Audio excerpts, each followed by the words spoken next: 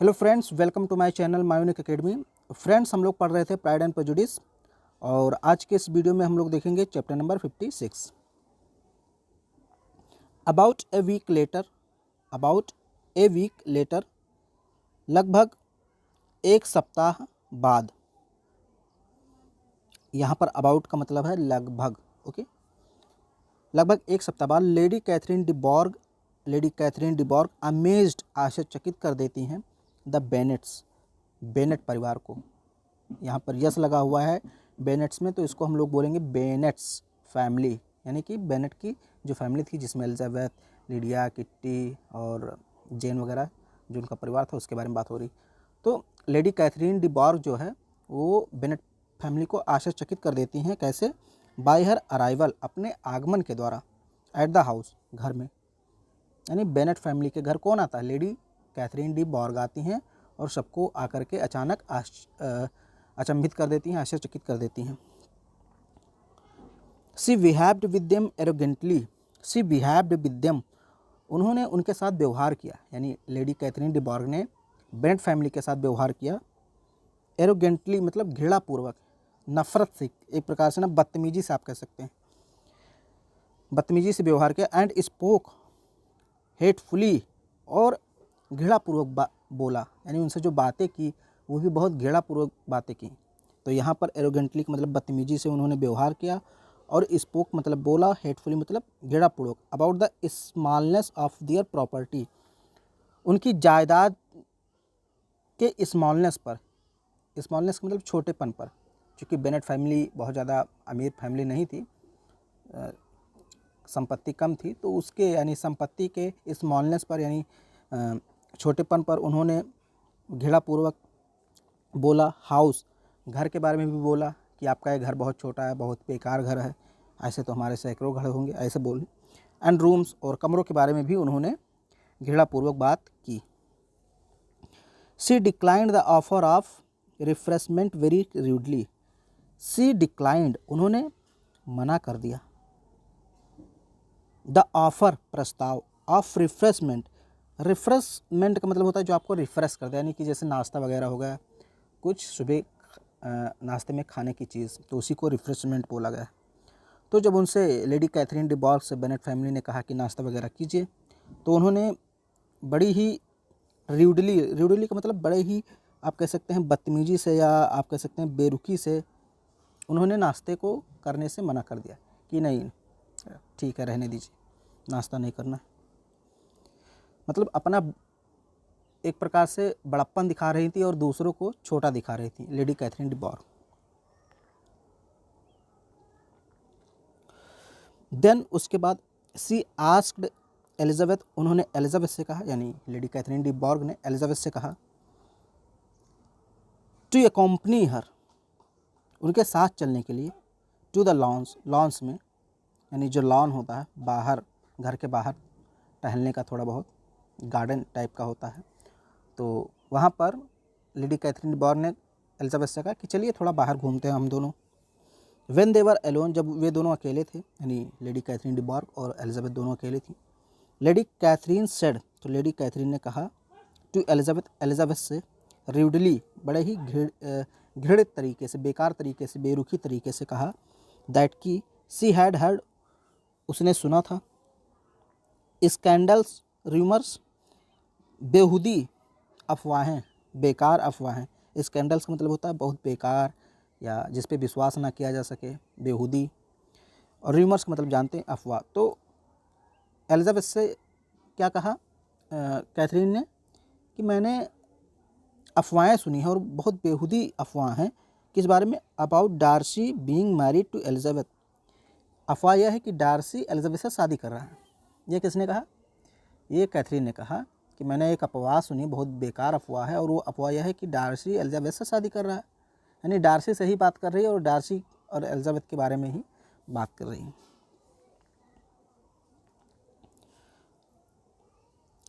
The lady insisted, यानी Lady Catherine ने दबाव डाला, on having such a report contradicted, कि ये रिपोर्ट कंट्राडिक्टेड है, यानी विवादित है, यानी कि सही नहीं है। मतलब एलिजाबेथ पर लेडी कैथरीन दबाव डाल रही हैं कि ये जो मैंने अफवाहें सुनी है इसको कहो तुम कि ये सच सुनी है आपने, यानी कि कोई ऐसी शादी वगैरह की बातें नहीं हो रही, ये सब झूठी बातें हैं।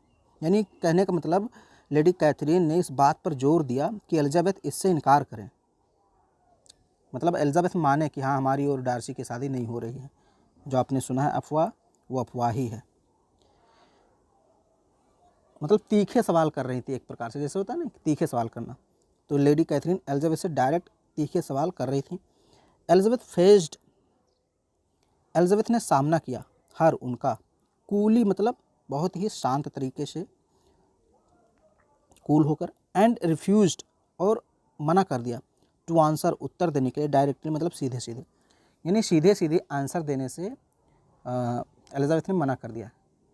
जैसे कोई आपसे बहुत रूडली प्रश्न करे तो आप क्या करते हैं, उसके प्रश्नों को टालते रहते हैं, तो ऐसे ही जो है कि एलिजाबेथ भी सीधे सीधे उत्तर देने के बजाय उस प्रश्न को टालती रही, उसको मना करती रही। शी सेड दैट, उसने कहा कि if she believed the news to be false, कि यदि वो मानती है कि ये जो खबर है ये झूठी है, why she had come to her, तो वो उसके पास क्यों आई है। एलिजाबेथ ने कहा लेडी कैथरीन से कि जब तुमको सब पता ही है कि हमारे और डार्सी के बीच जो शादी की बात चली वो झूठी है, वो फॉल्स है, ये समाचार फॉल्स है, तो फिर आप मेरे पास आई ही क्यों हैं जब आपको सब पता है। तो एलिजाबेथ ने ऐसे कहा कि आप आई ही क्यों हैं।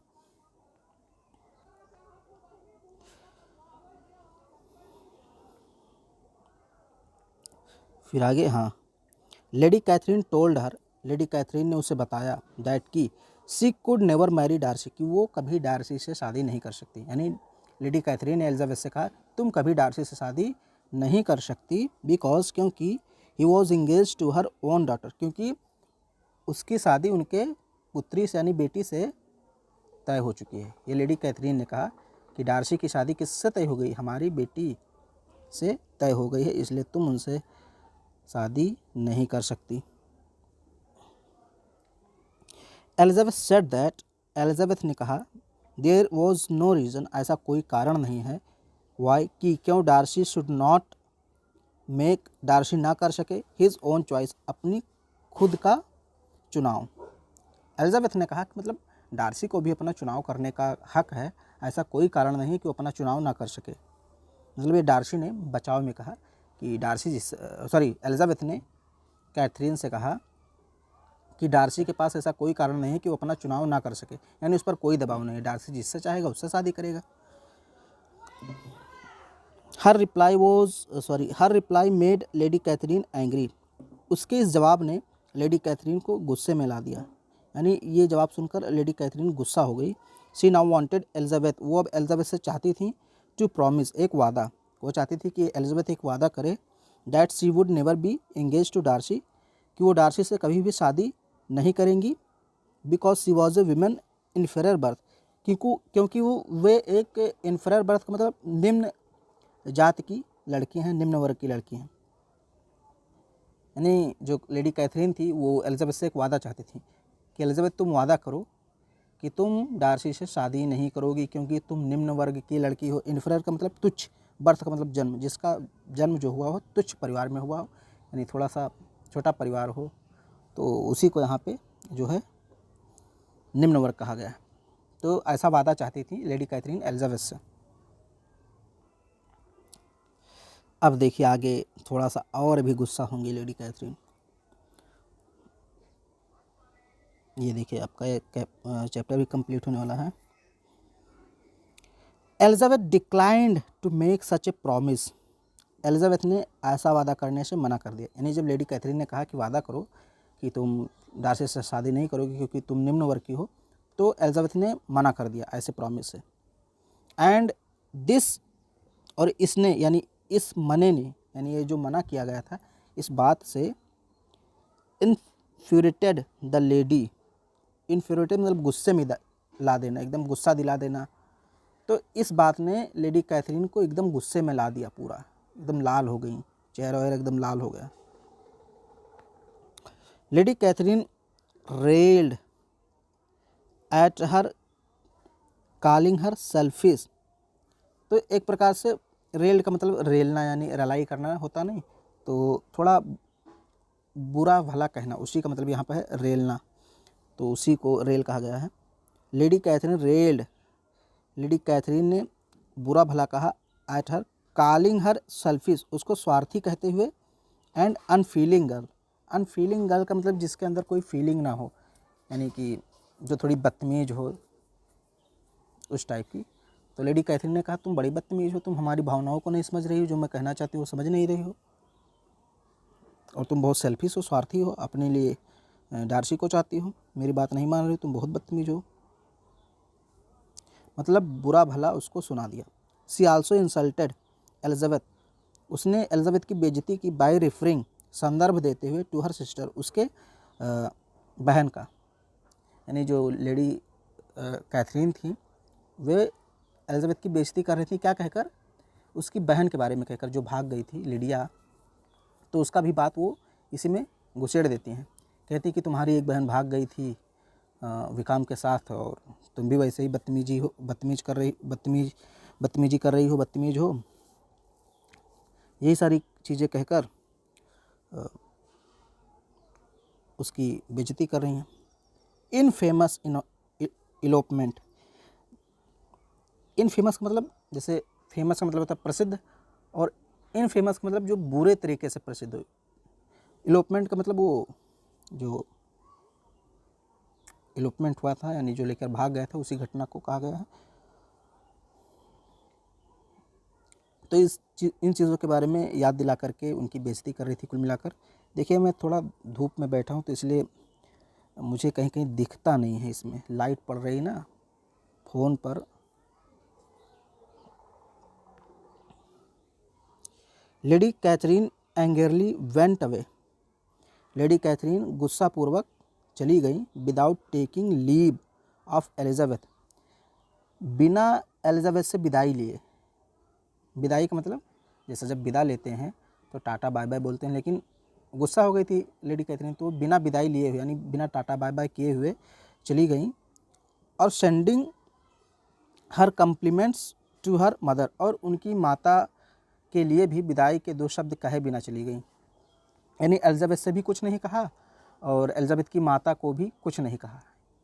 मतलब जैसे मान लीजिए मैं आपके पिता से मिलूं या आपके बेटे से मिलूं, मान लीजिए आपका बेटा है कोई, उससे मिलूं तो उससे गुस्सा हो जाऊं और फिर अचानक चला आऊं और उसको बाय वगैरह ना बोलूं, फिर जो तुम्हारे पिता हैं उसको भी बाय वगैरह ना बोलूं।